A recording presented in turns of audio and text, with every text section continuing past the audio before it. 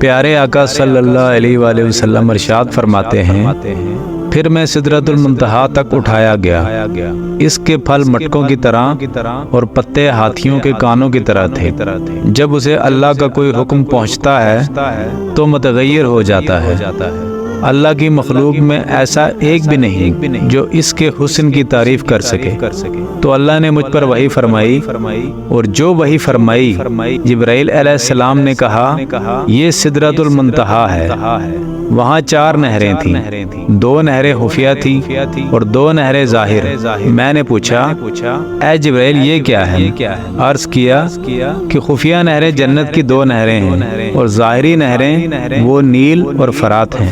پھر میرے سامنے بیت المعمور لایا گیا۔ اس کے بعد میرے پاس ایک برتن شراب کا، ایک برتن دودھ کا اور ایک برتن شہد کا لایا گیا۔ میں نے دودھ کا پیالہ لے لیا تو حضرت جبرائیل علیہ السلام نے کہا یہ فطرت ہے، اسی پر آپ اور آپ کی امت ہوگی۔ مقام استوا۔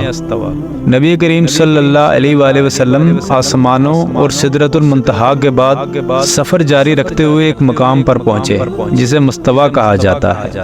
وہاں آپ نے کلموں کے چلنے کی آوازیں سنی۔ اس کے بعد آپ براق پر سوار ہوئے تو اس کے حجاب کے پاس آئے جو اللہ کریم کے قرب ہاس میں سے ہے۔ اچانک اس حجاب سے ایک فرشتہ نکلا۔ رسول کریم صلی اللہ علیہ وآلہ وسلم نے حضرت جبرائیل علیہ السلام سے فرمایا یہ کون ہے؟ حضرت جبرائیل علیہ السلام نے عرض کیا اس ذات کی قسم جس نے آپ کو حق کے ساتھ معبوس فرمایا، بطور مکان کہ میں تمام مخلوق میں سب سے زیادہ قریب ہوں، لیکن اس فرشتے کو میں نے اپنی تخلیق سے لے کر اب تک نہیں دیکھا تھا۔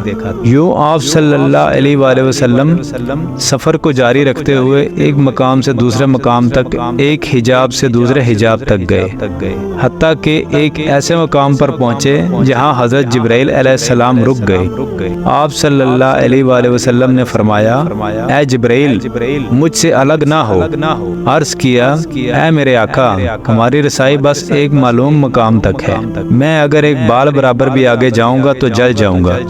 اس رات تو میں آپ کے احترام کی وجہ سے یہاں تک پہنچا ہوں، ورنہ میرا آخری ٹھکانہ سدرۃ المنتہا ہے۔